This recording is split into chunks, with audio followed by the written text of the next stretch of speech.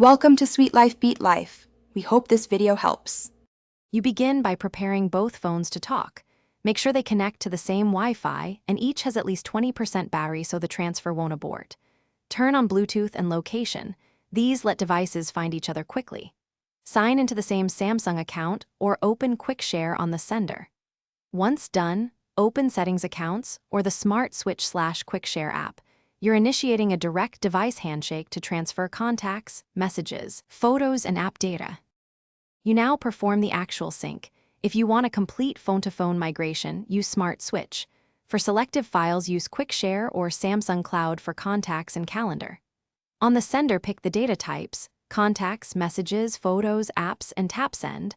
On the receiver, accept the incoming connection.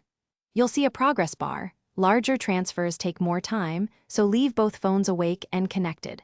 Once the transfer finishes, verify key items, contacts, and to finish, validate that critical items arrived. Open contacts, messages, gallery, and a few apps to ensure data integrity. Re-sign into accounts that require credentials or two-factor authentication so apps fully restore. If something looks missing, don't panic. Common issues occur from interrupted connections.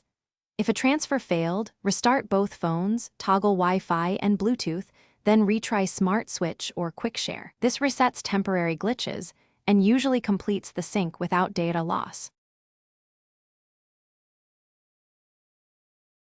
Thanks for watching. Consider subscribing if we helped you.